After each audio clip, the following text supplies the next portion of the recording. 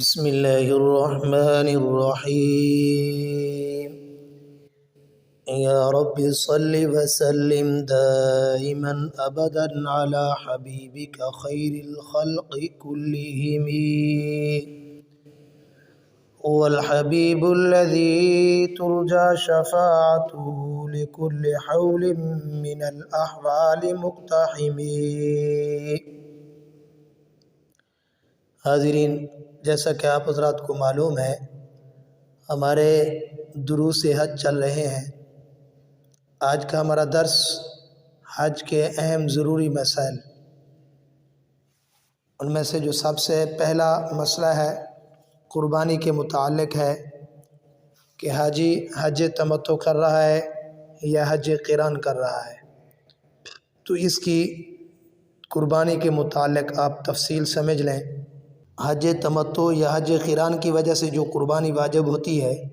شریعت کی اصطلاح میں اس کو دم شکر کہتے ہیں، اور اس دم شکر کو بھی مینا کے اندر یا حدود حرم کے اندر ذبح کرنا ضروری ہوتا ہے، اور یہ حج کی قربانی ہے، یعنی امیر ہے یا غریب ہے، حج تمتع کر رہا ہے یا حج قران کر رہا ہے، بہر صورت ان پر قربانی واجب ہے، انہوں نے بہر صورت قربانی کرنی ہے۔ جیسے ہی عرفات سے مزدلفہ مینا پہنچیں گے کنکر مار کر، تو یہاں پر پھر جو ہے یہ قربانی کریں گے حسب ترتیب، جس طرح میں نے پچھلے دروس میں آپ کے سامنے بات کی تھی۔ امام اعظم ابو حنیفہ رحمۃ اللہ علیہ کے نزدیک ترتیب ضروری ہے،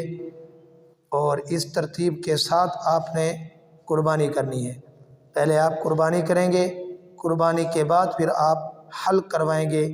یعنی سر مڑوائیں گے یا بال کٹوائیں گے، یہ مرحلہ بعد میں، پہلے قربانی ہے۔ تو حج تمتع ہے یا حج قران ہے،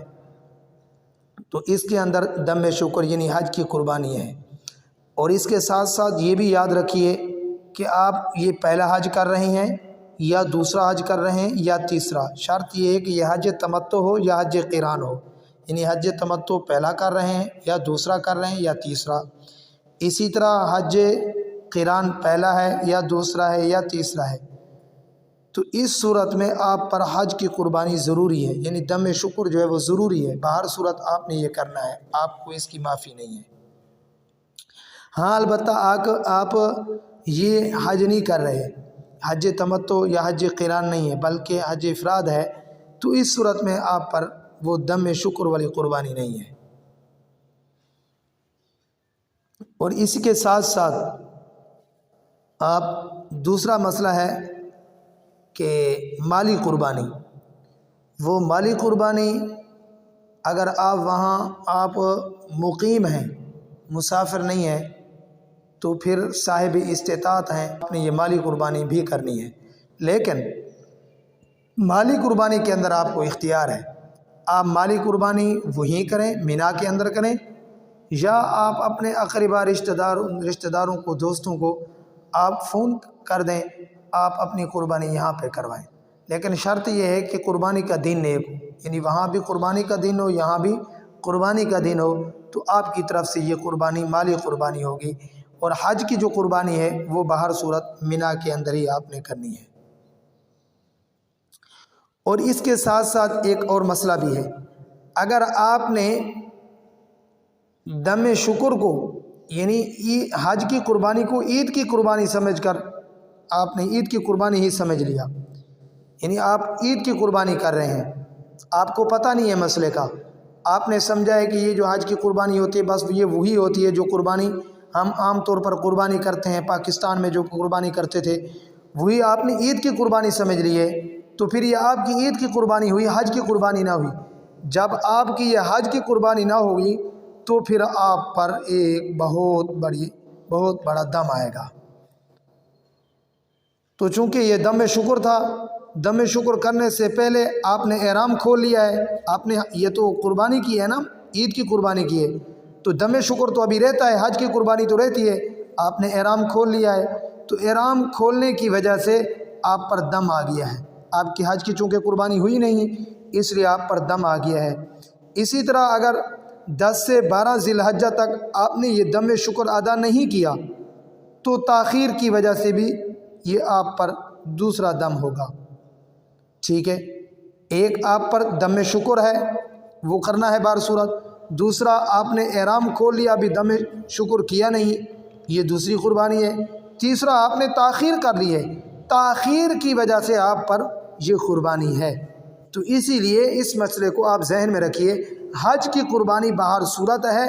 امیر غریب پر ہے۔ آپ حج تمتع کر رہے ہیں یا حج قران کر رہے ہیں، آپ نے مینا کے اندر حدود حرم کے اندر پہلے قربانی کرنی ہے، اس کے بعد احرام کھولنا ہے، اس کے بعد آپ نے جو حلق کروانا ہے اور سر بال کٹوانے ہیں، ٹھیک ہے، یہ کام آپ نے کروانے ہیں، لیکن قربانی پہلے کرنی ہوتی ہے۔ اگر آپ نے اس قربانی کو عید کی قربانی سمجھ لیا تو آپ کا دم شکر یعنی حج کی قربانی نہیں ہوئی۔ جب حج کی قربانی نہیں ہوئی تو آپ نے احرام کھول لیا ہے، تو جس کی وجہ سے آپ پر دم پڑ گیا ہے، اور پھر تاخیر کر لی ہے تو تاخیر کی وجہ سے دوسرا ہے، تو گویا آپ کو 3 قسم کی قربانی ہے، 3 قسم کے دم آپ پر واجب ہو جائیں گے۔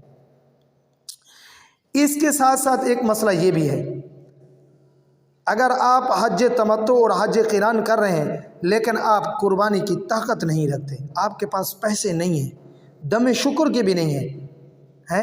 تو پھر شریعت نے آپ کے لیے ایک اور ترتیب بنا رکھی ہے، ایک اور ترتیب دی ہے، وہ یہ ہے کہ اللہ تعالیٰ نے قرآن پاک میں بھی فرمایا ہے، فرمایا فَمَن لَمْ يَجِدْ فَصِيَامُ ثَلَاثَةِ أَيَّامٍ فِي الْحَجِّ وَسَبْعَةٍ إِذَا رَجَعْتُمْ تِلْكَ عَشَرَةٌ كَامِلَةٌ۔ پھر آپ نے 10 روزے رکھنے ہیں، لیکن اس کی ترتیب یہ ہوگی، آپ نے 3 روزے ایام تشریق سے پہلے رکھنے ہیں اور 7 روزے آپ نے حج مکمل کرنے کے بعد رکھنے ہیں، چاہے وہ آپ یہاں مکہ المکرمہ میں رکھیں جو 7 روزے حج کے بعد ہیں، یا آپ گھر میں جا کر رکھیں جیسے آپ کو آسانی ہو، لیکن جو 3 روزے ہیں وہ پہلے آپ نے ایام تشریق سے پہلے ہی کرنے ہیں۔ اگر آپ نے ایام تشریق سے پہلے نہیں کیے، آپ نے وہ ایام تشریق سے پہلے 3 روزے نہیں رکھے، تو پھر بھی آپ پر دم ہوگا۔ اس صورت میں آپ پر بھی 3 دم ہوں گے، دم شکر ہوگا، ٹھیک ہے، اور ذبح سے پہلے آپ نے حلق کرا لیا، چونکہ آپ نے روزے تو رکھے نہیں، آپ نے حلق کروا لیا ہے، تو اس پر بھی آپ کا دم ہوگا۔ تیسرا آپ نے تاخیر کر لی ہے دم کی، یعنی 12 ذی الحجہ تک آپ نے نہیں کی، تو یہ تیسرا دم ہوگا۔ تو اس لیے یہ حج کے مسائل کا جاننا ضروری ہے، اور اہم مسائل ہیں جو میں نے آپ کے سامنے رکھے ہیں، ان کو آپ تھوڑا سا دل جمی کے ساتھ ان کو سنیے، آپ تھوڑا سا ٹائم نکال کے ان مسائل کو ضرور سنیے۔ اتنا بڑا خرچ کر کے آپ جا رہے ہیں، خدا را اپنے حج کو سنت کے مطابق کیجیے۔ اسی طرح رمج کا مسئلہ ہے، رمج کرنے والا یعنی کنکر مارنے والا کم از کم ان ستونوں سے 5 ہاتھ سے زیادہ فاصلے پر ہو، یعنی 2.5-3 گز کے فاصلے پر ہو، اور اس سے کم فاصلے پر نہ کھڑا ہو۔ اگر اس سے زیادہ فاصلے پر کھڑا ہے تو کوئی قباحت نہیں ہے۔ ہر کنکر پھینکتے وقت آپ یہ دعا پڑھیں، بسم اللہ اللہ اکبر رغما للشیاطین ورضی للرحمن۔ آپ شیطان کو ذلیل کرتے ہوئے، رحمان کو راضی کرتے ہوئے ہر کنکری پر آپ یہ بسم اللہ اللہ اکبر تکبیر پڑھیں۔ کنکری کو انگوٹھے اور شہادت کی انگلی پر جو ہے انگلی سے پکڑ کر آپ نے پھینکنا ہے، یہ مستحب طریقہ ہے، اور اس کا جو مسنون وقت ہے 11 اور 12 ذی الحجہ کا وقت ہے،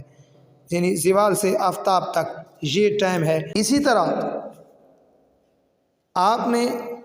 کنکری جو اٹھانی ہے وہ زمین کی جنس سے ہو، یعنی مٹی وغیرہ پتھر ہو، اور اسی طرح کنکر جو ہو وہ پاک ہوں، اور چنے کے بڑا جو چنا ہے اس کے برابر ہوں، اس کے برابر آپ نے کنکری اٹھانی ہے، بڑا پتھر آپ نے نہیں پھینکنا۔ اور اس کے ساتھ ساتھ آپ یہ بھی ذہن میں رکھیے، اگر آپ نے 7 کنکر مارنے ہیں لیکن آپ نے ایک کم کر دیا ہے، ٹھیک ہے، تو پھر آپ پر جو ہے صدقہ فطر کے برابر غلہ یعنی اس کی قیمت دینی ہوگی۔ صدقہ فطر کے برابر جو غلہ یعنی 2.25 کلو، اس کی قیمت آپ نے ادا کرنی ہوگی۔